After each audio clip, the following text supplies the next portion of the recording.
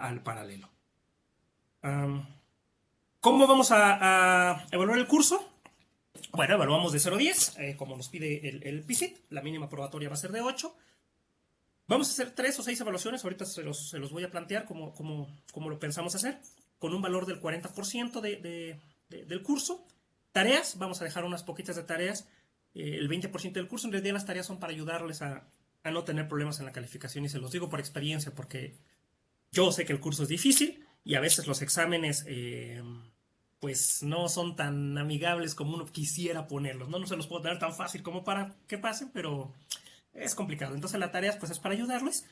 Y vamos a hacer un proyecto final, que vale un 40% también, donde me van a hacer un reporte escrito, donde fundamenten perfectamente todo su sustento, eh, el marco teórico y todas las ecuaciones, y una presentación muy cortita donde básicamente ustedes van a vendernos a Aldo y a mí el proyecto en 20 minutos. Entonces, ya después les explicaremos la mecánica de esto, pero la idea es eso, ¿no? Que ustedes aprendan a hacer un reporte en extenso, sustentando todas sus ecuaciones, sustentando con CFD y con la teoría que vayamos a ver en el curso, el resultado del proyecto, pero al mismo tiempo que aprendan a condensar eso, a sacar lo importante para poder venderlo a un posible contratante de este proyecto. El proyecto, les digo, vamos a definirlo más adelante, aún no lo tenemos, ¿no? Exámenes. Bueno, aquí quiero plantearles dos escenarios para que ustedes de una vez decidan cuál les gusta más. Para los exámenes podemos hacerlo de la siguiente manera. 6 sesiones, vamos a hacer 6 exámenes de 6 temas en realidad. El primero, que vamos a ver hoy, no tiene examen y el último, el CFD, tampoco tiene. Entonces serían 6 temas a evaluar. Podemos hacer 6 sesiones de 2.5 horas, un tema a la vez, durante el tiempo de clase. Esto sería, empezamos a las 8 de la mañana, terminamos a las 10:30, un martes o un jueves, y hacemos un solo tema por sesión. Yo les mando el examen y ustedes pues obviamente me lo regresan, ¿no? O podemos hacer 3 sesiones viendo 2 temas a la vez, en el cual nosotros les publicaríamos el examen, se los entregaríamos el examen el viernes y ustedes tendrían que entregarlo el sábado en el transcurso del día.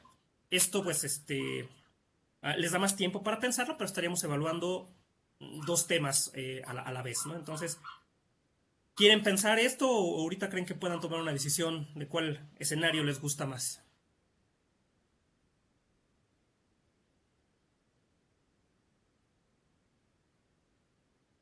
Pues, bueno, tal vez sería un poquito como pensarlo, pero como que yo me inclino un poquito más por lo de los fines de semana, no sé, mi compañero, que lo que diga, porque ahora sí que es decisión de los dos.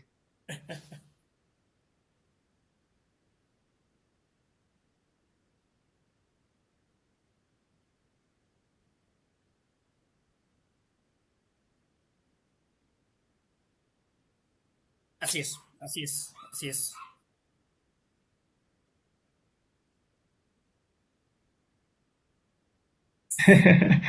No, lo que pasa es que si les doy un solo tema por fin de semana, pues queda demasiado sencillo, ¿no? Entonces por eso sería la idea de compensa, No son difíciles los exámenes y obviamente pues son a libro abierto, ¿no? Nosotros les mandamos el examen y ustedes tienen todo el material que vayamos proporcionando para poderlo resolver. Y yo creo que no es difícil, ¿no? Vamos, piénsenlo y la próxima sesión el jueves a primero nos lo comentan a ver qué deciden, ¿no? Sinceramente, yo creo que 3 sesiones fin de semana está bien porque entonces estaríamos haciendo un examen cada un mes, una semana, que da tiempo para prepararse y o cada mes, cada 4 semanas estaríamos haciendo un examen y aparte podemos avanzar un poquito más en clase, ¿no? No perdemos esas 6 sesiones que luego es complicado. Bueno,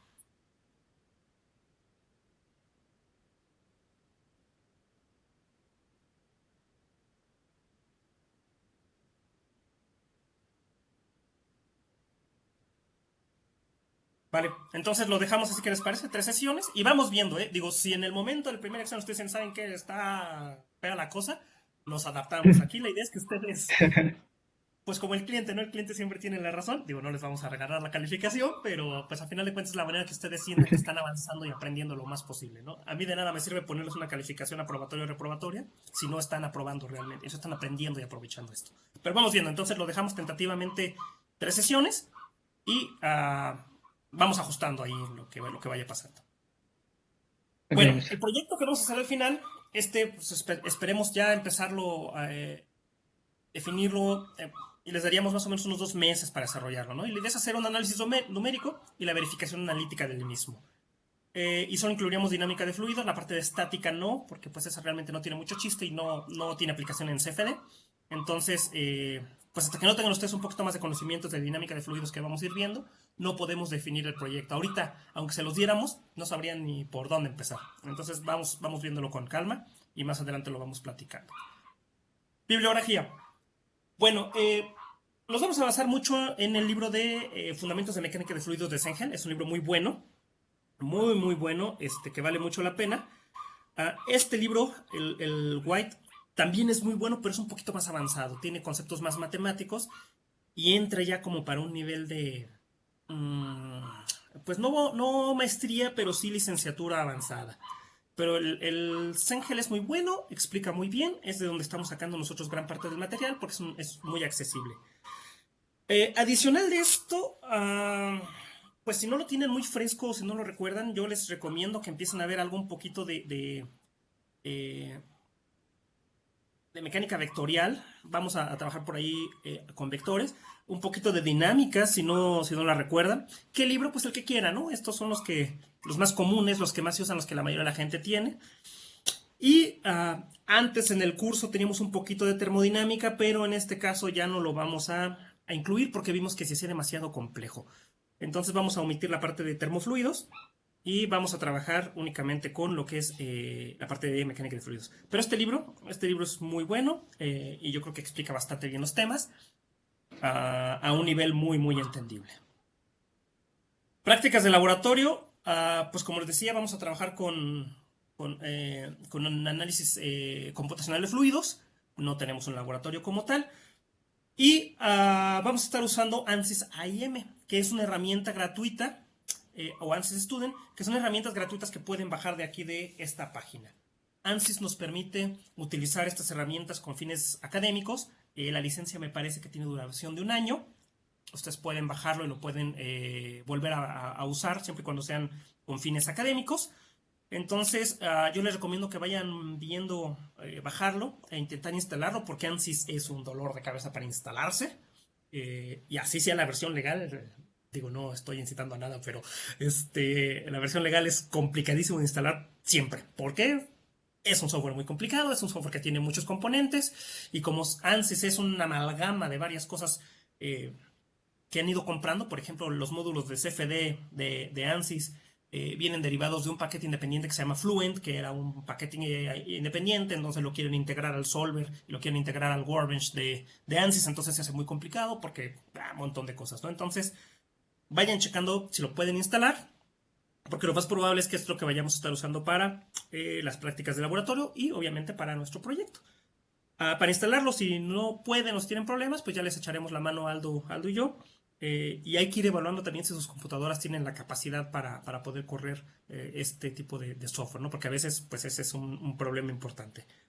Pero, pues ahí se les dejo la página para que ustedes la chequen y vayan empezando a evaluar eso. Y bueno, Este, dudas con respecto. Sí.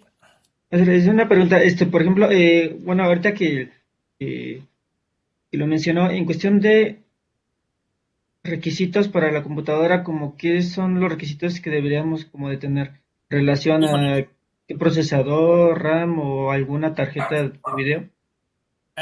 Te soy sincero, no los tengo ahorita en la mente, ¿eh? Yo la verdad instalé hace muchos años en una computadora un poquito grande. Mira, mi computadora traigo un procesador i7 de 3.1 GHz, no tiene una tarjeta de video, es una laptop, no trae tarjeta de video interesante, creo que traigo ay, no me acuerdo si es Nvidia o Microsoft, no me acuerdo qué seleccioné. Memoria sí traigo un montón, traigo creo que 32 gigas, pero corre en algo mucho menor de eso, ¿eh? Creo que la hemos metido hasta en computadoras con procesadores i5, con 8 gigas en RAM, y bueno, pues no es lo ideal porque tarda más en hacer los análisis, pero pues sí corre, ¿no? Si empiezan a tener problemas, pues vemos qué hacemos, ¿no?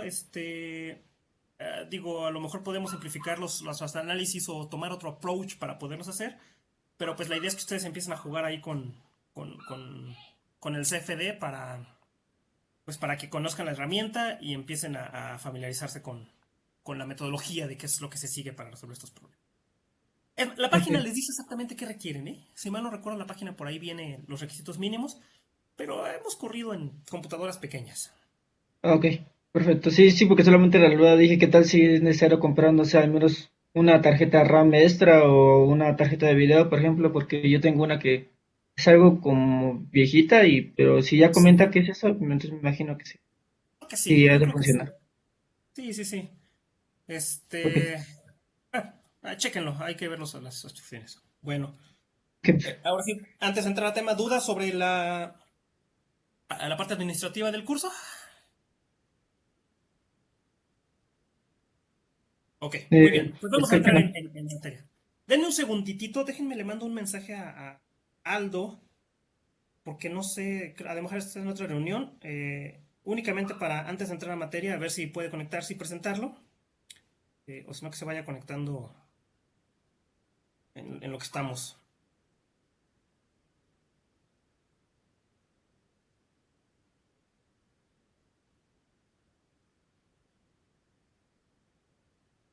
Creo que le surgió otra reunión ahorita, no lo sé. Pero bueno, vamos a avanzar y ahorita si se conecta Aldo, lo interrumpimos un poquito este tema. Recuerden, de este tema no hay examen, no va a haber tarea tampoco, entonces únicamente para empezar a familiarizarnos con algunos temas, algunos conceptos que vamos a estar viendo a lo largo del curso. No los vamos a ver exhaustivo, no se espante si no entienden alguno. Conforme vayamos avanzando, vamos a ir haciendo muchas clarificaciones. Va a haber temas que vamos a mencionar aquí y no vamos a volver a mencionar, por ejemplo, los temas de capilaridad, de tensión superficial, que son temas muy aburridos, que ni siquiera tienen, bueno, sí tienen su función, pero como les digo, pues habría que especializarse ya para usarlos, ¿no? Entonces, no son del dominio muy común, a menos que, pues sí, tengan algunos problemas de microfluidos, donde se vuelven fenómenos altamente complejos, ¿no? Y no los veríamos aquí de cualquier manera, este tipo de temas. Bueno, pues para empezar, vamos a ver un poquito de historia de la mecánica de fluidos, de dónde sale, cómo surge. Yo les decía que es una ciencia relativamente nueva en cuanto a su descripción matemática, pero en realidad la mecánica de fluidos, de manera empírica, de manera que el ser humano veía que funcionaba o que había ciertos fenómenos de fluidos, pues tiene muchos años, y me refiero a siglos. Realmente los primeros hallazgos que tenemos de una cultura utilizando la mecánica de fluidos para su propio beneficio es en las primeras sociedades agrícolas, como fue en Egipto. Egipto, tenemos por ahí, en los restos arqueológicos hemos detectado canales de riego, los cuales pues los agricultores sacaban agua del río Nilo a través de unas bombas manuales, vamos a llamarle una bomba, porque al final de cuentas, esto que está aquí lo vamos a ver más adelante, todo aquello que me da energía potencial a un fluido es una bomba, le vamos a dar energía al fluido de alguna manera. Y esto que tenemos aquí, que es un sistema de una leva agarrada a una cubeta que metían al río Nilo y la levantaban, lo que hace es subir el agua de un nivel cero a un nivel más alto, ¿no? Y esto no es nada más que otorgar la energía potencial al fluido. Les digo, lo vamos a ver más adelante. Estos son los principios de la mecánica de fluidos, porque un fluido que tiene energía potencial es un fluido que es capaz de realizar un trabajo, y este trabajo era pues poderse desplazar largas distancias por los canales hasta donde yo requiero mi agua. Recuerden que si un canal, bueno, ustedes seguramente lo han visto, ¿no? Si yo pongo un canal en plano, pues no tengo una diferencia de altura de este punto, y si yo echo un fluido, se va a quedar ahí estático. Pero si yo tengo energía potencial en la forma de una diferencia de alturas, lo que voy a hacer es que el fluido se mueve. El líquido que tenga ahí fluye.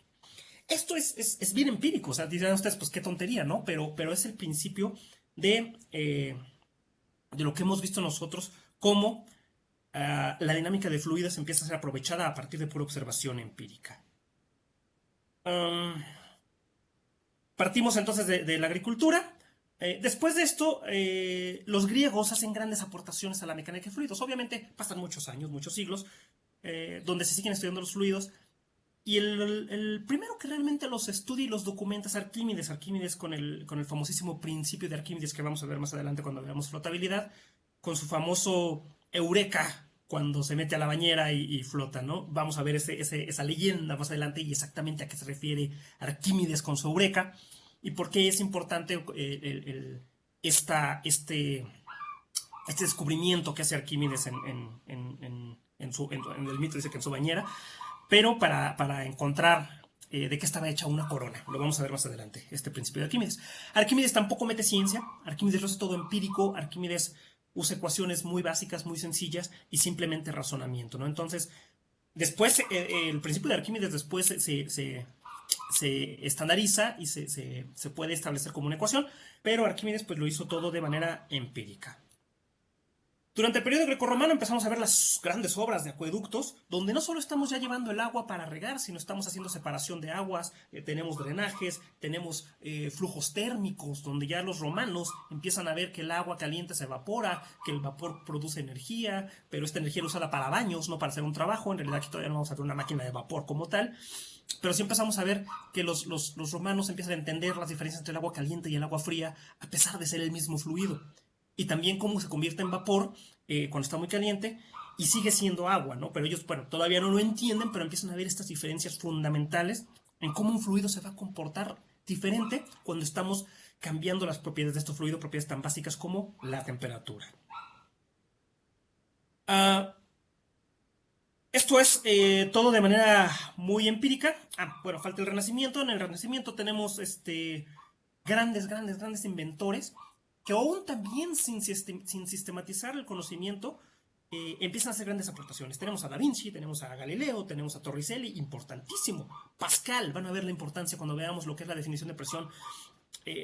Pascal es tan importante en los primeros estudios de la mecánica de fluidos, que a final de cuentas las unidades que definen la presión pues son los pascales, lo vamos a ver. Tenemos a Otto von Guericke, que también empiezan a hacer experimentos, todo de manera muy empírica, como les digo, como podemos ver aquí en la ley de Torricelli, que vamos a ver más adelante. Pues simplemente ellos llenaban un bote, le hacían 3 agujeros y decían, caray, el agujero de abajo sale más recto, pero al final de cuentas todos se cruzan en el mismo punto. Este tiro es más lento, pero es más parabólico. Son principios muy sencillos que vamos a ver de dónde se derivan, pero todo fue por observación de este tipo, ¿no? Ellos empiezan a analizar, bueno, pues entonces seguramente la presión que tengo acá abajo es mayor a la que tengo acá arriba, y por eso está ocurriendo que mi fluido tiene más fuerza que en este. Pero sin ecuaciones.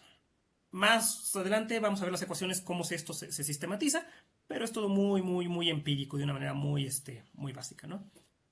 No es hasta que llega Isaac Newton, Sir Isaac Newton, e inventa el cálculo diferencial y el cálculo integral, cuando entonces sí podemos empezar a sistematizar la mecánica de fluidos. Y aquí se vuelve fundamental porque vamos a empezar a ver ecuaciones de este tipo, como las ecuaciones de Euler, donde ya tenemos diferenciales que nos indican cómo está cambiando en tiempo nuestro fluido en un determinado segmento, en un determinado volumen de control o en partículas individuales, cómo estamos cambiando. Tenemos leyes de viscosidad que al final de cuentas también van a requerir del cálculo. La ley de Laplace, que al final de cuentas también se deriva del cálculo, que es una más sencilla. Tenemos la mecánica de medios continuos, que vamos a ver la importancia de esta más adelante, y al final de cuentas también necesitamos derivaciones. Todo esto pues no se podría haber hecho si no tenemos conocimientos de cálculo integral y diferencial. Y a partir de aquí, todos los avances que hace Euler, que hace Lagrange, que hace Laplace, Cauchy, D'Alembert, son aportaciones hasta que llegamos a las ecuaciones que nos rigen absolutamente todos los fenómenos que tenemos en los fluidos, que son las ecuaciones de Claude Louis Navier y Georges Gabriel Stokes. Estas ecuaciones, como les digo, son complejísimas, porque no solo nos describen cómo se mueve un fluido, nos describen cómo se mueve la masa que está dentro de un fluido, nos describen qué condiciones de convección tiene un fluido. Lo vamos a ver más adelante, lo que es la convección. No es cierto, no lo vamos a ver, pero les platico muy rápidamente. La convección es uno de los mecanismos de transferencia de calor, que no vamos a alcanzar a ver porque ya sería termofluidos, pero es algo tan complejo que aún hoy en día hay tratados y tratados de convección y no podemos definir muchas cosas. Todavía tenemos que hacer demasiada experimentación para entender lo que está ocurriendo. Entonces, pues resolver este tipo de ecuaciones, pues es complejo. Como les comentaba, no tenemos soluciones exactas todavía y yo creo que no las vamos a tener. Va a ser muy difícil por tanto fenómeno que está involucrado. Y nosotros vamos a ver casos muy particulares de estas ecuaciones, ¿no? Ya durante el siglo XIX, XX y XXI, ya con estas ecuaciones de Navier-Stokes, pues los fenómenos que se empiezan a estudiar en la mecánica de fluidos se vuelven altamente complejos. Y se vuelven altamente complejos porque empezamos a ver que la mecánica de fluidos no se trata solamente de liquiditos fluyendo en un tubo o en un canalito o agua caliente y agua fría, ¿no? Sino empezamos a ver fenómenos de turbulencia y compresibilidad que antes, por las mismas condiciones que teníamos de maquinaria y de equipo, pues no podíamos alcanzar velocidades altas de los fluidos, ¿no? Entonces no entendíamos mucho de lo que era la turbulencia, no entendíamos lo que es un fenómeno de compresibilidad. Los habíamos visto, sí, pero no podíamos, no los teníamos descritos de manera matemática como ahora. eh, Empiezan a ser ya de una manera importante como una ciencia de la aeronáutica. Recuerden que la aeronáutica data de hace muchos años con los globos de aire caliente, pero al final de cuentas no es hasta finales, principios del siglo XX con los hermanos Wright, cuando ya tenemos realmente una aeronave capaz de volar algunos segmentos de no me acuerdo cuántos, si fueron metros, fueron kilómetros, me parece que fueron metros. No teníamos ese tipo de máquinas para hacer experimentos. Y una vez que la aeronáutica empieza a progresar, pues empezamos a ver este tipo de fenómenos, turbulencias, vórtices que se derivan de una interacción entre una superficie mecánica, como es esto que tenemos las alas del avión, y un fluido que es el aire. Estos fenómenos eran desconocidos antes. Tenemos poder de cómputo, tenemos computadoras, empezamos a ver lo que es el fluido computacional, que es, aquí vemos un ejemplito muy sencillo. Fluidos en rotación, también la aeronáutica empujó mucho eso con las turbinas. Empezamos a tener aeronáutica en deportes, aeronáutica en... Obviamente la Fórmula 1 es la madre de los deportes en aeronáutica, pero no solamente, el ciclismo, el esquí, empezamos a ver a los esquiadores, estos que traen sus cascos bien aerodinámicos, donde parecen aliens ya, ¿no? Que vienen esquiando con el casco aerodinámico, los ciclistas también. Entonces la aerodinámica y los fluidos empiezan a ser tan importantes en diversas ramas de la ciencia, ¿no?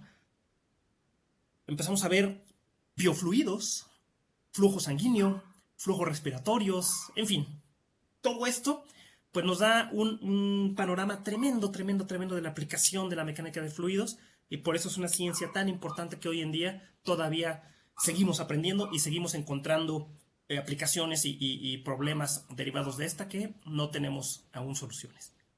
¿Pero qué es la mecánica de fluidos en sí? ¿Qué es lo que vamos a estar viendo nosotros? Bueno, de la rama de la física que estudia los fluidos y las fuerzas que actúan sobre ellos. Definición de libro de escuela, ¿no? Vamos a ver dos ramas, ya les había platicado muy brevemente de esto. Vamos a dividirlo esto nosotros en la estática de fluidos, los fluidos en reposo. ¿Qué es un fluido en reposo? Bueno, es un fluido en el cual las partículas relativas de este fluido no tienen grandes cambios entre ellas.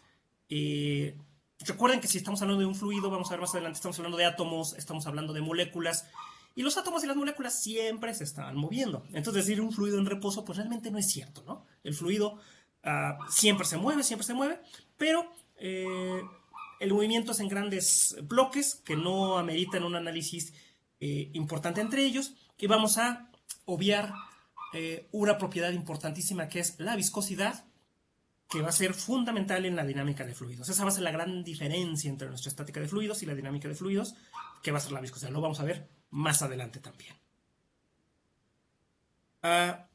Y para empezar, pues ya vimos la mecánica de fluidos, la ciencia que estudia los fluidos, pero ¿y qué es un fluido? Bueno, vamos a recordar de secundaria que en la materia existen fases, estados de agregación. Los principales que tenemos, los más conocidos, sólido, líquido, gas y plasma. Regularmente siempre nos quedamos con sólido, líquido y gas, pero ahorita el plasma, bueno, ya es también un estado que se considera clásico, ¿no? No son todos. Tenemos condensados Bose-Einstein, tenemos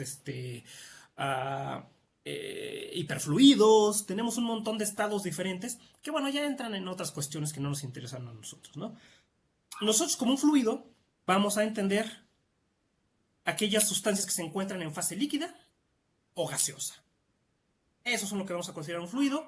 Un sólido, bueno, hay ahí algunas sustancias que están en el límite entre ser un líquido y un sólido. Por ejemplo, está por ahí el mito, porque en realidad nadie lo pudo comprobar, de que el vidrio en realidad es un fluido súper viscoso.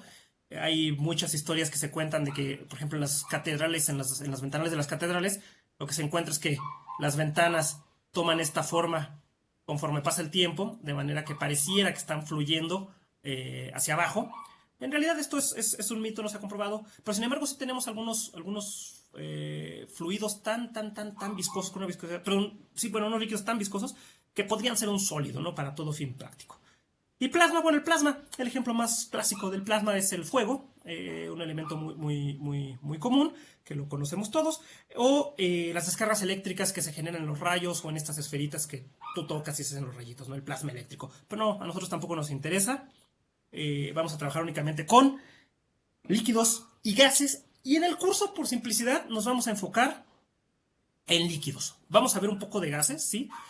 Pero los gases, de nuevo, es tan grande, tan amplio la mecánica de fluidos, que los gases ya requieren un tratamiento muy especial. Lo vamos a ver más adelante. ¿El por qué?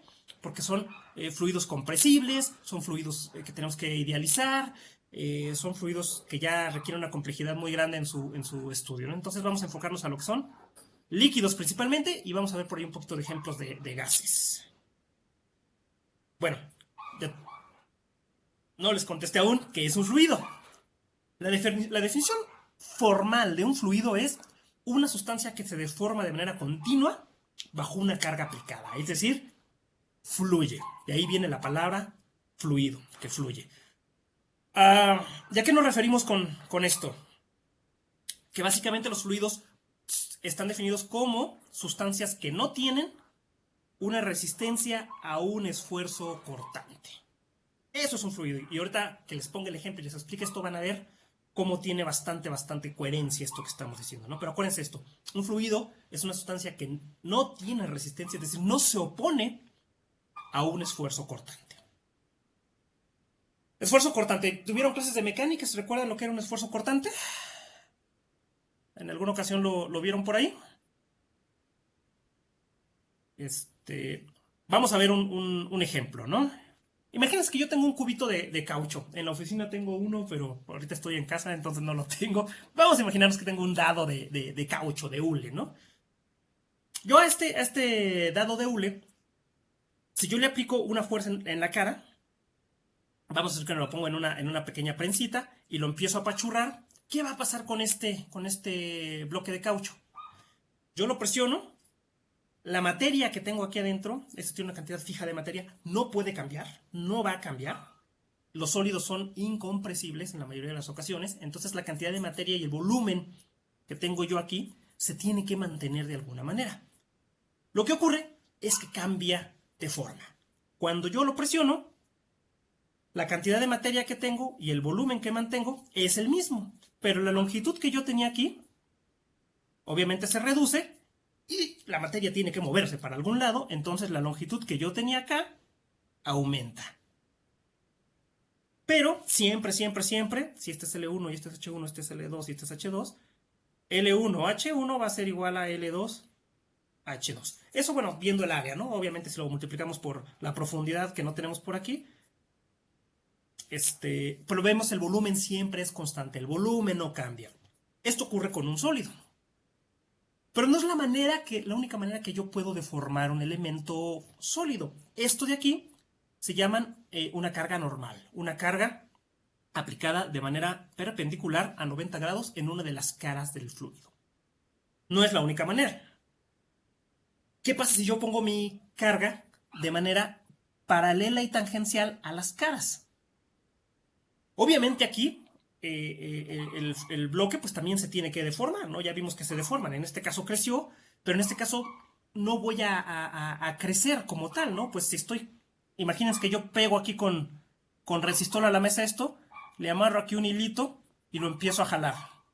Lo que va a pasar es que mi cubito de caucho se va a deformar. Lo que va a ocurrir aquí es un cambio en el ángulo de esta cara. Pueden pasar otras cosas, regular, pero vamos a simplificar esto. Vamos a asumir que esta longitud no cambia y que esta longitud tampoco cambia, como es en este caso de los 90 grados, ¿no? Aquí, perdón, como es en el esfuerzo normal. Aquí mis ángulos, si se fijan, se mantienen a 90 grados.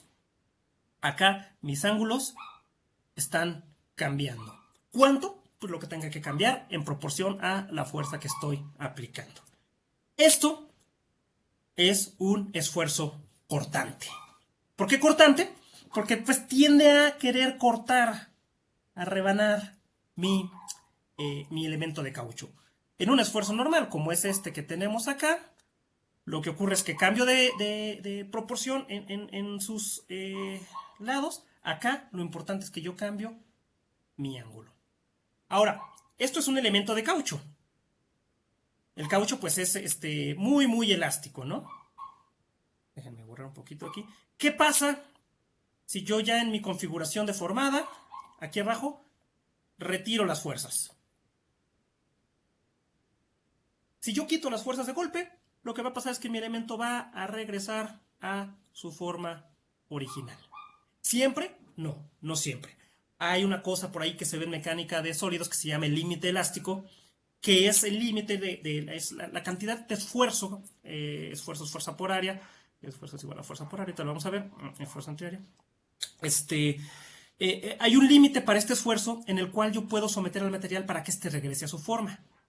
Por ejemplo, si yo en lugar de caucho tuviera un bloque de acero, si yo le quito la fuerza y todavía no sobrepaso este esfuerzo, regresa a su forma. Pero si sobrepaso ese límite elástico, elástico es el límite en donde yo regreso, entonces ya se va a quedar deformado permanente.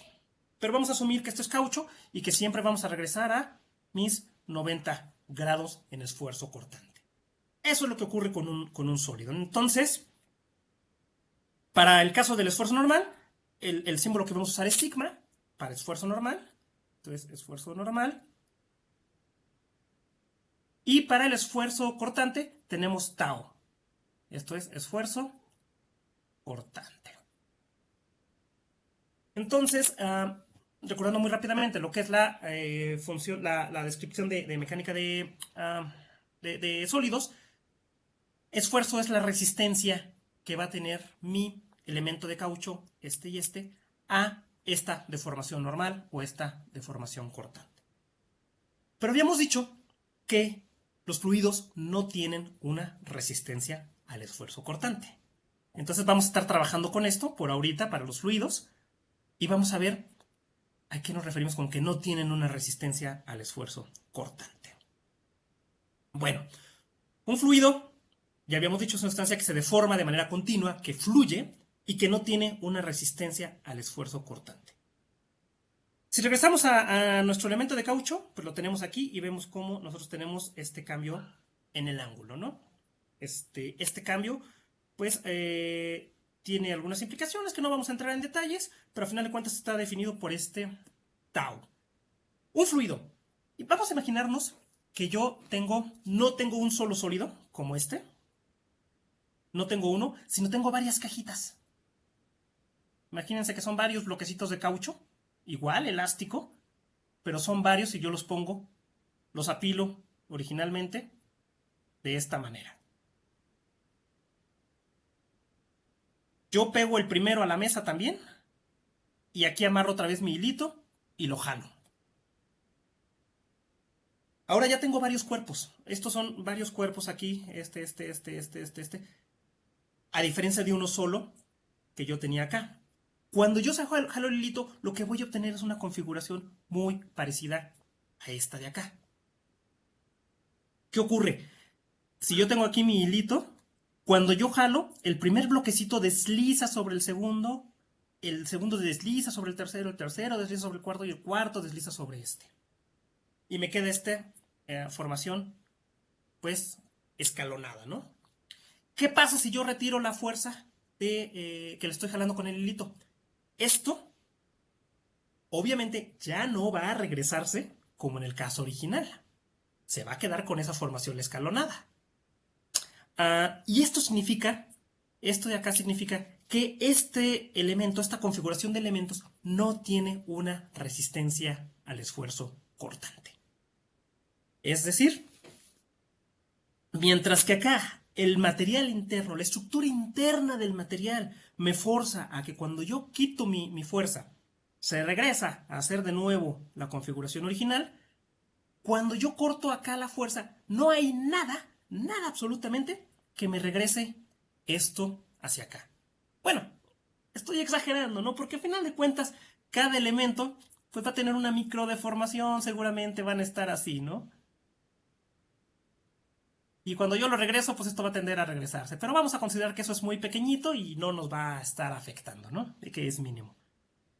Ahora, acá, en este caso de nuevo, en este de acá, es la estructura interna del material, las moléculas unidas y organizadas. Vamos a suponer que yo tengo adentro las moléculas de esta forma. Son estas moléculas las que, cuando yo deformo, hacen que se regrese.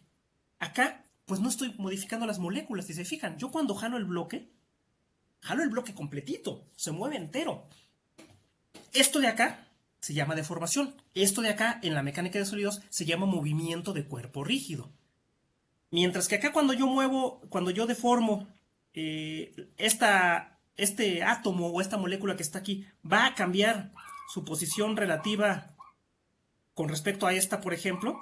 Acá no, acá la molécula que tengo acá siempre va a estar en su misma posición relativa de acá. Entonces se mueve completito, completito, completito, y es un movimiento de cuerpo rígido. ¿Qué me impide que esto se mueva y deslice solito y se vaya cuando yo jalo? La fuerza que tengo entre las capas. Entre cada bloque, aquí en esta zona, en esta interfase de aquí, yo tengo una cara deslizando sobre otra.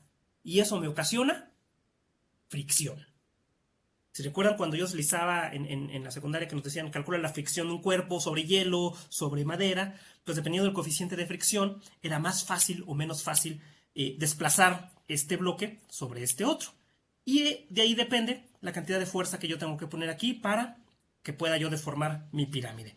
Mientras en el movimiento de cuerpo, perdón, en el sólido que tengo acá, son las moléculas y sus arreglos, sus acomodos, dependiendo de cómo sea, lo que me impiden el movimiento. Acá, en este caso, lo que es la fuerza de fricción. ¿Ok? Entonces, si se fijan, cuando yo digo que un fluido es una sustancia que no tiene una resistencia al esfuerzo cortante, es a esto a lo que nos estamos refiriendo, que yo lo puedo deformar y que una vez que quito la fuerza, ya no va a volver a su configuración original. Bueno, aquí tenemos la misma descripción de los bloquecitos, pero vamos ahora ya a verlo como si fuera un fluido. Si nosotros consideramos que esto es una tubería y que aquí tenemos fluido, capas de fluido, vamos a separar nuestro fluido en capas, lo que vamos a tener es un fenómeno más o menos como este.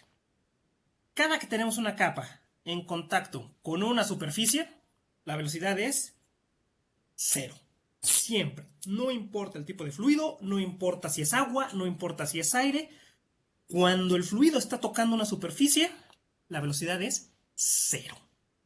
Esto es porque el fluido se adhiere a la capa, a la superficie, y como la superficie esta tiene una velocidad relativa de cero, digo, se puede estar moviendo completa, pero el fluido se va a mantener en cero.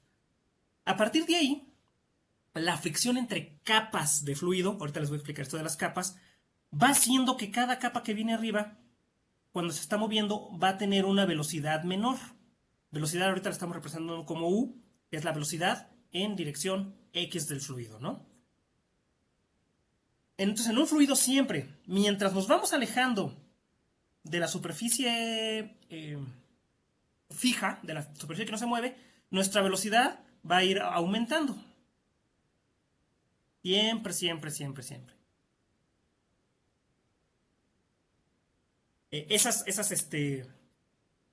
Lo vamos a ver más adelante, pero este aumento de velocidad tiene una ecuación y dependiendo del fluido, para un fluido newtoniano tiene una forma parabólica.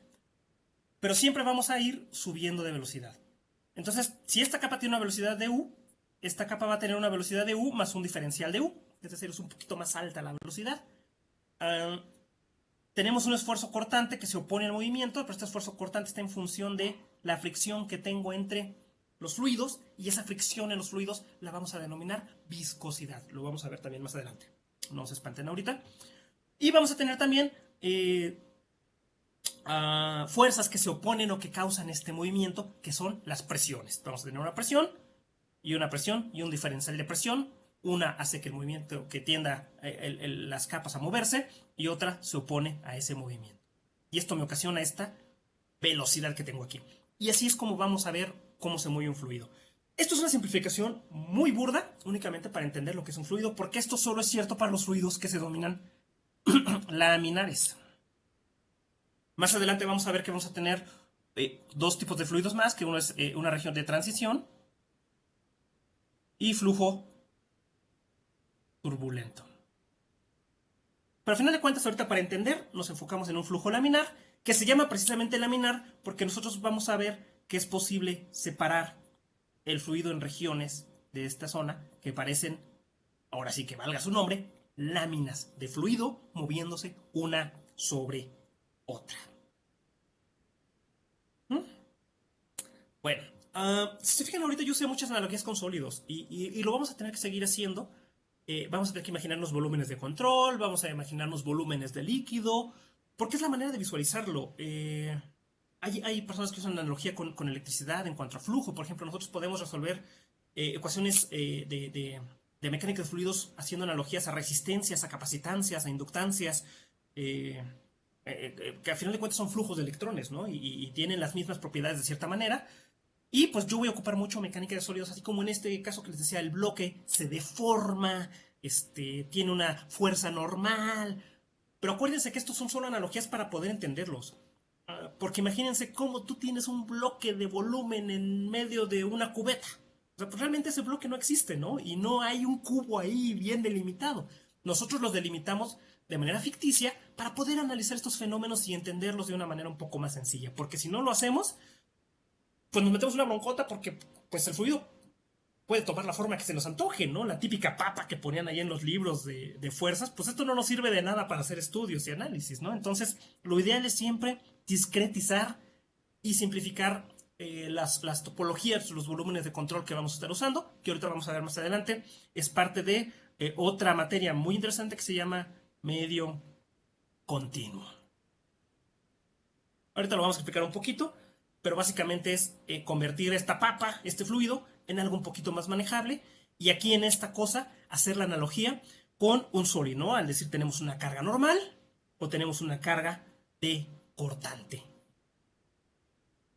Ay, ya les rayé ahí. Pero bueno, es lo que les estoy diciendo, ¿no? Necesitamos hacer estas analogías para poder entenderlas, pero siempre acuérdense, siempre tengan en la cabeza de que estamos viendo más allá, de que este cubo, este volumen de control es simplemente una región que hemos delimitado artificialmente en nuestro fluido completo. Bueno, esfuerzos. Vamos a entrar un poquito más en detalle en lo que son los esfuerzos porque son muy importantes. Ahorita se los expliqué muy brevemente, pero al final de cuentas sí necesitamos entender qué es un esfuerzo como tal, porque esto nos va a ir ayudando a entender cómo se desplazan los fluidos más adelante. De mecánica de sólidos, podemos recordar que un esfuerzo es simplemente una fuerza aplicada en un área. Así es la definición, que esto es, bueno, voy a poner esfuerzo normal es igual a una fuerza en un área, para que tengamos la ecuación. Y ya lo mencioné, tenemos esfuerzos normales, y se llama normal porque es un esfuerzo que está normal a una superficie o a un diferencial de área. En este caso, nosotros estamos tomando este elemento de aquí. Acuérdense que cuando yo digo que es un diferencial de área, el diferencial no es más que una sección delimitada de un todo, de un continuo, ¿no? Esto de aquí es toda mi superficie de trabajo. Yo de ahí extraigo un pequeño elemento, que es el diferencial, y regularmente estos diferenciales nos referimos a porciones muy, muy, muy pequeñas de nuestro elemento. Entonces, cuando es normal, está a 90 grados y esto está ocasionado por fuerzas normales. Tenemos una fuerza que también la podemos poner tangente a la superficie. Es decir, si mi superficie, si yo la viera, este diferencial de área, lo veo de lado, pues lo tendría como si estuviera jalando, ¿no? Si yo limito aquí así mi superficie, esto es el ovalito, lo tendría completamente tangente. Y esto es una fuerza que está a 0 grados de la superficie, básicamente, ¿no? Entonces tenemos 0 grados, tenemos 90 grados, y obviamente nosotros podemos combinar estas dos fuerzas ya con matemática vectorial, podemos obtener una fuerza resultante que actúe a un ángulo θ cualquiera en mi diferencial de área. Entonces, si yo les digo, bueno, tenemos una fuerza F que actúa en un ángulo θ en un diferencial de área, nosotros con senos y cosenos podemos obtener las componentes y dividir mi fuerza en las dos fundamentales, que son una fuerza tangente y una fuerza normal. Y esta fuerza van a generar los dos tipos de esfuerzos que ya les platicaba. El esfuerzo normal, que obviamente se deriva de una fuerza normal en la superficie, y el esfuerzo cortante, que se deriva de mi fuerza tangencial a la superficie. Entonces, como pueden ver, no importa el ángulo de mi fuerza. Si yo tengo un elemento cualquiera y les digo, tengo una fuerza a un ángulo θ, nosotros podemos siempre dividir esto con vectores en una fuerza normal, una fuerza tangencial, y obtener un esfuerzo normal y un esfuerzo cortante. Si no se acuerdan muy bien de esto, denle una repasada a mecánica de sólidos. Ahí lo pueden revisar, pero en realidad, como se fijan, es muy sencillo, ¿no? En un fluido, pues no tenemos una superficie. Es lo que les decía, ¿no? No tenemos una cara que podamos decir que es normal o una cara que podamos decir es cortante. Pero sí tenemos un estado análogo, ¿no? Vamos a definirlo muy rápidamente. No voy a entrar en detalles, presión lo vamos a ver en el siguiente capítulo, pero nosotros en un fluido, en lugar de decir un esfuerzo normal, vamos a llamar presión. Cada que hablemos de presión, imagínense la superficie, la forma que quieran, vamos a hablar de una fuerza a 90 grados, una fuerza normal. Siempre estemos en un estado donde la velocidad sea cero, o un estado donde la velocidad sea diferente de cero, es decir, hidrostática o hidrodinámica. La presión siempre está a 90 grados de una superficie, de un volumen de control, de lo que sea, ¿no? Y el esfuerzo cortante, pues el esfuerzo cortante, si se acuerdan, lo que decíamos es que los fluidos no tienen resistencia al corte. Entonces, pues, ¿qué ocurre con ellos, no? Bueno, el esfuerzo cortante va a existir o no en los fluidos dependiendo si se mueven o no. Si recuerdan el bloquecito que habíamos puesto, habíamos estado hablando de velocidad, de una velocidad u en este caso, ¿no? Y decíamos que si este tiene una velocidad u, este de acá tiene una velocidad u más du, este tendrá una velocidad u menos du, dependiendo, ¿no? Y aquí la velocidad, pues, es siempre cero. Pero si tenemos una velocidad, significa que el fluido se está moviendo. Si el fluido no se mueve, imagínense este bloquecito antes de que yo lo moviera, lo tengo así, donde u es igual a 0. Y yo les había dicho que aquí la resistencia que tienen las capas se debe a la fricción generada en esta interfase. Aquí exactamente. Acá, pues obviamente no tengo esa fricción. ¿Por qué? Porque esta capa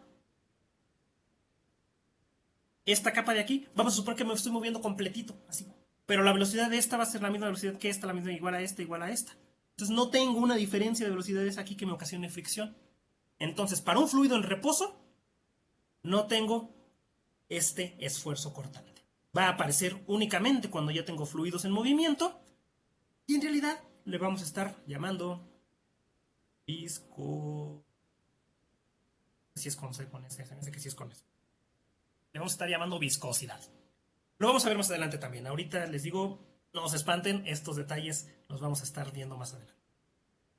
Importante nada más es eso, ¿no? En un fluido en reposo no tenemos esfuerzos cortantes. Bueno, vamos a ver principios básicos de los fluidos. ¿Queda claro lo que es un fluido?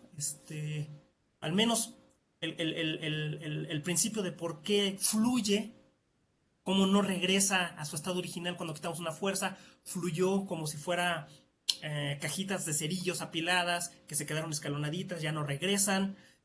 A diferencia de un cuerpo sólido que se deforma y puede regresar, tiene resistencia a esa deformación y regresa a su posición inicial. Esa es básicamente la diferencia de un fluido. Es muy simplificado, Cuando veamos fluidos turbulentos, van a ver que en realidad esas capas ya no existen, no hay esas capas, pero si analizáramos nosotros un elemento diferencial muy, muy pequeñito de esto, pues aplicaría el mismo principio, pero en un estado muy localizado y con un dominio muy, muy, muy establecido. Bueno,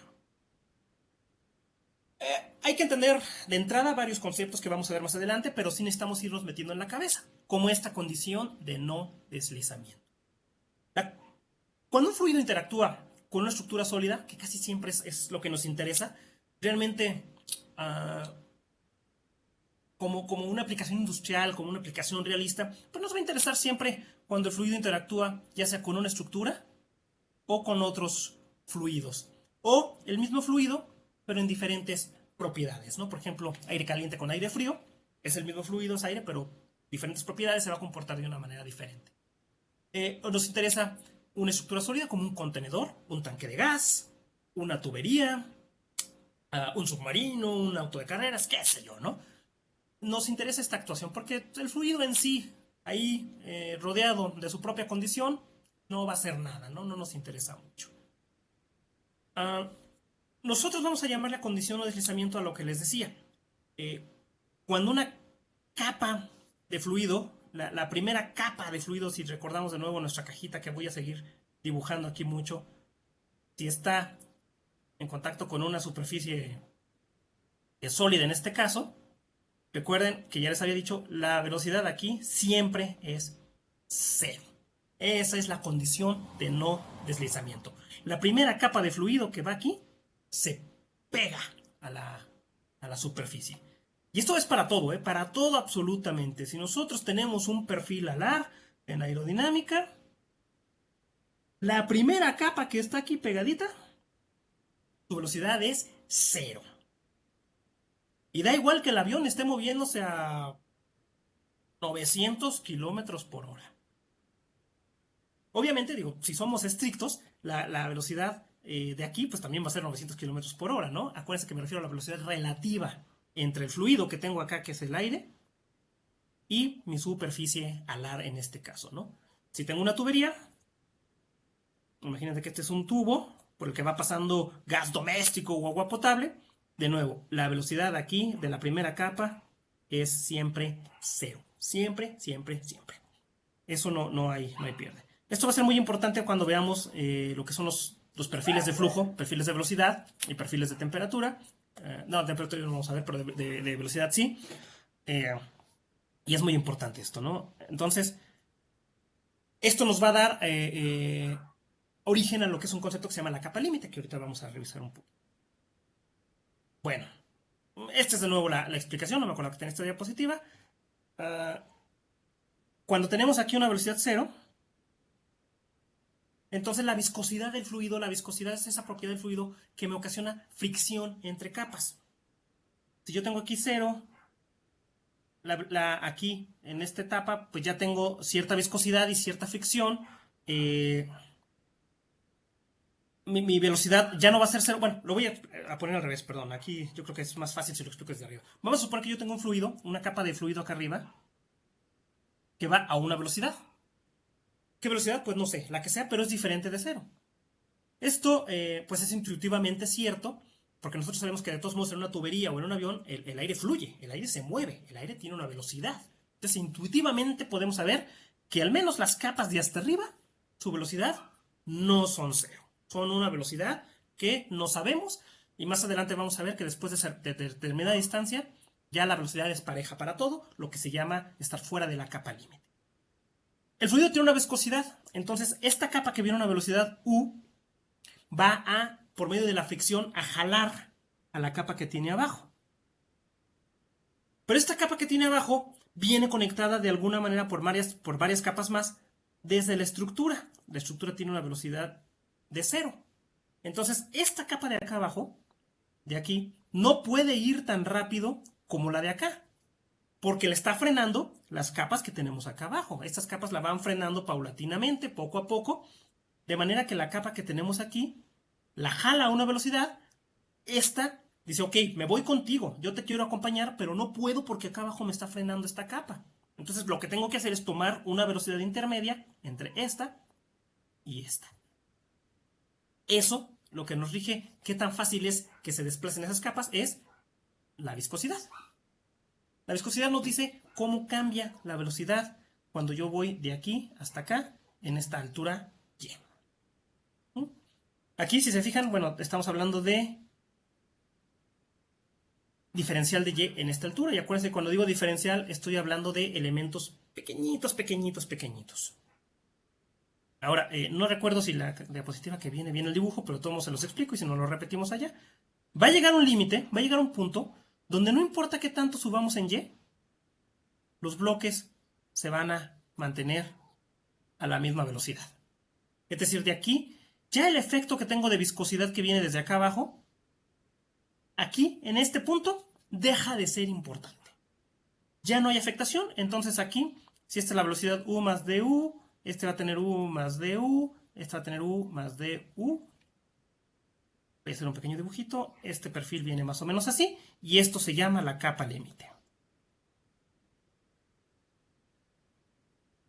En la capa límite, de aquí, donde u es igual a 0, acá, donde u es igual a u siempre, y ya no cambia, de aquí a acá tenemos lo que llamamos los efectos viscosos, que es cuando la viscosidad me ocasiona esto. Y de nuevo, estamos hablando de un diferencial de y. ¿Por qué esta capa límite? Incluso para aeronaves, incluso para todo, suele ser del orden de milímetros. O sea, no es una capa que ustedes se imaginen una capa enorme, ¿no? Puede serlo, sí, pero regularmente son capas muy, muy pequeñitas. Entonces, imagínense que aquí, pues estamos hablando de elementos pequeñititos, muy, muy chiquitos para esta condición de no deslizamiento. Ah, sí la tenía acá, esta diapositiva. Entonces, aquí vamos a suponer que nosotros tenemos un fluido, ¿no? Esto de aquí, imagínense que es agua que viene a una velocidad v. Esta agua de repente se encuentra en el camino con una placa. Acá viene fluyendo como si nada. Vamos a suponer que aquí tenemos una tobera y viene así, ¿no? Una vez en este punto, en exactamente este punto donde el agua toca la placa, la velocidad se vuelve cero. Desde aquí, inmediatamente tocarla, ¿eh? Y toda esta capa que yo les pregunto aquí qué velocidad tiene el fluido en este punto, es siempre cero. Como esta capa es la velocidad cero, entonces yo voy a tener una distribución de velocidades de esta forma, donde la viscosidad me ocasiona que cada vez vaya subiendo la velocidad, hasta que, como les decía, sobrepaso mi capa límite. Y a partir de aquí, ya todo mi fluido va a mantener la velocidad que tenía originalmente. De aquí a aquí es lo que llamamos la capa límite. Y de acá a acá, en inglés se le llama velocidad bulk. Siempre se me olvida cómo se traduce en español. Luego me acuerdo, les digo, ¿no? Esta velocidad bulk, pero es la velocidad general del fluido, por decirlo así, ¿no? Nosotros en este curso regularmente vamos a estar trabajando con esta velocidad uniforme, con esta velocidad del fluido, porque como les digo, estos son efectos muy, muy pequeñitos. Y a nosotros realmente a veces, por ejemplo, para una tubería, para necesitar una tubería, pues nos interesa la velocidad que tenemos acá. Los efectos viscosos no nos van a interesar tanto. En aerodinámica, entonces sí, nos van a importar estos, porque vamos a ver que dentro de esta capa se genera lo que son los factores de sustentación y arrastre. Pero lo vamos a ver de una manera muy simplificada. Y nosotros cada que digamos un fluido agua dentro de una tubería lleva una velocidad de 50 metros por segundo, pues nos vamos a estar refiriendo a la velocidad que tenemos acá arriba. Y estas velocidades de aquí, pues nos van a interesar, las vamos a ver, pero no son tan fundamentales para resolver los problemas, ¿no? Vamos a estar trabajando con los efectos no viscosos de la capa, fuera de la capa límite. Claro, no arriba de la capa límite, por fuera de. Es velocidad máxima o velocidad a partir de aquí hacia acá. Y podemos decir que aquí la velocidad de esta es igual a esta, es igual a esta, es igual a esta, es igual a esta, es igual a esta.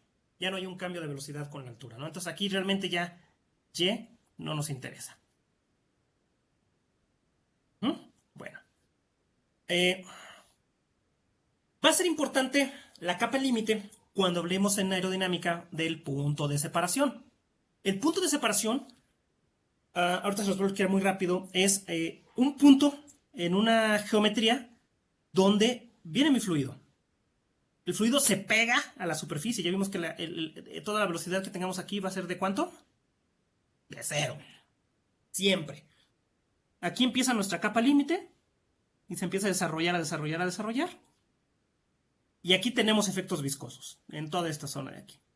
Sin embargo, va a haber un punto muy preciso donde mi flujo, el fluido, se va a despegar de la superficie. Se va a romper. Y se llama el punto de separación. La posición de este punto de separación es importante porque nos va a dar la condición de arrastre. Me adelanto un poquito, esto en aerodinámica. Vamos a ver que mientras aquí tenemos un flujo laminar o pseudolaminar, una vez que llegamos al punto de separación, empezamos a tener flujos turbulentos. Bueno, vamos a asumir que acá tenemos también otro flujo. Tenemos flujos turbulentos. Este flujo turbulento va a generar una contrapresión que va a tratar de jalar nuestra partícula y entonces lo vamos a denominar arrastre.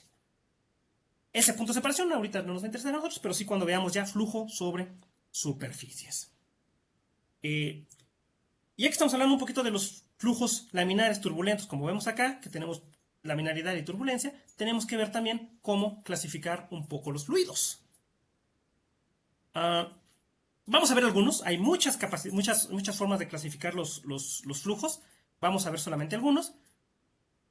Pues ya los mencionamos, ¿no? Líquidos y gases. Podemos clasificarlos en líquidos y gases.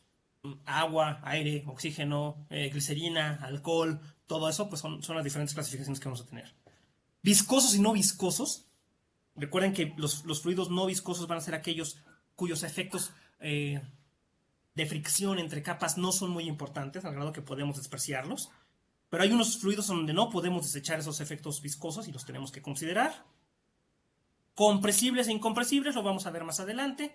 Vamos a ver cómo un volumen que cambia, un fluido que cambia su volumen es un fluido compresible y uno incompresible es el que no cambia su volumen. Y en general yo creo que son las tres más importantes que vamos a ver aquí, ¿no? Bueno, hay otras, ahorita las vamos a ver, pero esas son las más interesantes. Diferencia entre un sólido y un líquido. Perdón, entre un sólido, un líquido y un gas. La diferencia principal son las fuerzas intermoleculares. En un sólido tenemos una unión intermolecular muy fuerte, de manera que no permite un movimiento relativo entre sus partículas, como tenemos aquí, ¿no? Es por eso que nosotros, en un sólido, cuando intentamos, cuando ponemos algo encima del sólido, de una mesa o de lo que sea, pues tenemos, aparte de las fuerzas de electromagnetismo, tenemos que las moléculas no se separan y pues nuestro sólido no se rompe, no se cae, no se separan estas moléculas como tal. Para un fluido, estas uniones todavía existen, pero son mucho más débiles. De manera que la posición relativa entre esta molécula y esta molécula, mientras ahorita es esa, pues al rato esta molécula podría haberse movido para acá, ¿no? Entonces, si yo pongo algo aquí arriba, si descontamos flotabilidad, pues este va a tener la oportunidad de separar las moléculas, ¿no? De abrirlas, de hacerse camino. Aún así, todavía existe este enlace molecular, mucho más débil, pero aún está ahí, ¿no? Y en un gas, pues ya casi no tenemos ese enlace, ¿no? Ya las moléculas pueden irse a donde quieran, las moléculas pueden moverse libremente, no hay prácticamente resistencia. Si yo pongo algún objeto en esto, se va a caer. Mientras que en el líquido, estos enlaces moleculares me ocasionan que la fuerza de gravedad todavía vea esto como un cuerpo completo y nos mantenga en el campo gravitacional. Para los gases ya no lo ve, ya se ve cada molécula independiente, y si la molécula es más ligera que el aire, pues va a empezar a flotar y se va a ir, ¿no? Entonces la diferencia que tenemos entre aquí y aquí, y entre aquí y acá, no es nada más que la fuerza en los enlaces. Así de sencillo, dividimos un sólido de un líquido y de un gas. El fluido puede ser el mismo, exactamente el mismo. Podemos tener hielo, podemos tener agua líquida y podemos tener vapor. ¿Qué es lo que cambió? Que nosotros, cuando damos o quitamos energía al fluido, endurecemos o suavizamos los enlaces moleculares, por decirlo de alguna manera, ¿no? Si mi fluido inicial es agua, Cuando yo retiro energía, cuando retiro calor, lo que hago es fortalecer los enlaces moleculares, y cuando agrego energía, cuando agrego calor, lo que hago es debilitar estos enlaces moleculares. No es tan sencillo, no es tan simple. Hay otros fenómenos que empiezan a pasar ahí que tienen que ver también con la velocidad de las moléculas, la forma de vibrar, pero al final de cuentas es lo que está ocurriendo si lo queremos ver de esta manera, ¿no? Bueno. Propiedades de los líquidos y de los gases. Bueno, los líquidos, cuando los ponemos en un recipiente, siempre van a formar una superficie libre. Y esta superficie libre no está al azar, tiene ciertas consideraciones que vamos a ver más adelante, pero los líquidos siempre van a tomar la forma del recipiente. Si yo cambiara la forma del recipiente de esta manera, quitar esta pared, mi líquido va a llenar todo el recipiente mientras pueda en un volumen, pero va a mantener siempre una superficie libre.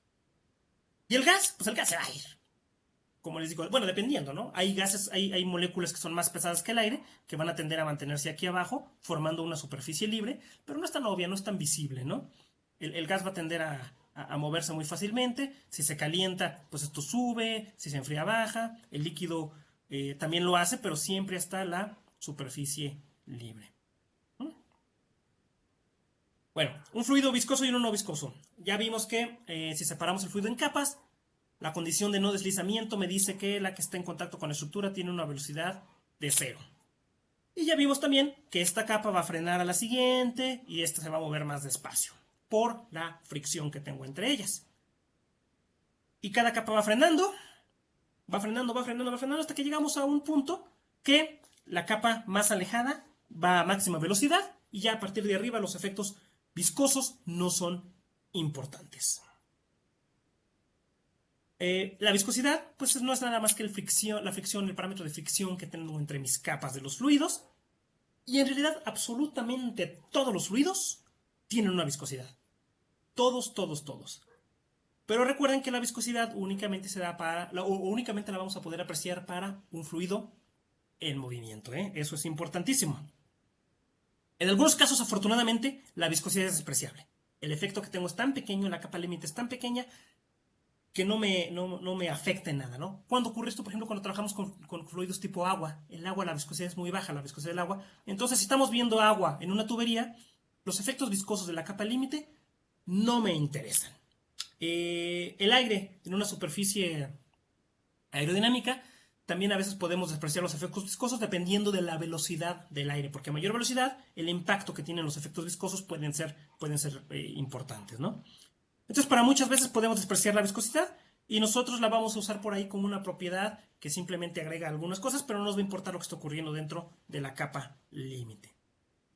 ¿Qué ocurre en la realidad si vemos nosotros los flujos viscosos y no viscosos? Bueno, si tomamos un flujo teórico que no es viscoso, pues lo que podemos ver va a ser flujos de este tipo, ¿no? Que son laminares, entran y se van completamente laminares. Pero ya les explicaba yo que esto no es verdad, que nosotros tenemos un punto de separación, que después de ese punto de separación se rompe el efecto de la laminaridad y por los efectos de la viscosidad lo que vamos a tener son ya turbulencias. Les digo, esto lo vamos a ver cuando veamos aerodinámica, pero básicamente esto es la diferencia que veríamos cuando hiciéramos análisis entre un flujo viscoso, un flujo no viscoso y flujos viscosos acá abajo. ¿Qué tan importante es cómo vamos a considerar esto? Pues depende del análisis que estamos haciendo. Si, por ejemplo, lo único que me interesa es ver un cambio de velocidad de aquí a acá en mi fluido, pues a lo mejor no me interesa considerar los efectos viscosos, ¿no? Digo, a final de cuentas yo voy a obtener una velocidad bulk, una velocidad de bloque, no recuerdo cómo se traduce, que no es importante, ¿no? Pero si me interesa la turbulencia que estoy generando aquí, entonces sí tengo que considerar los efectos viscosos. Vamos a ir viendo dónde sí y dónde no juega la viscosidad en nuestros fluidos. Flujo interno externo, ya se lo expliqué muy rápidamente. Vamos a ver flujo interno cuando veamos flujos en tuberías. El flujo interno es el que está contenido en un ducto, básicamente, ¿no? Si estos son paredes, lo que me interesa es el flujo que tenemos aquí. Y en el flujo interno puede o no interesarnos los efectos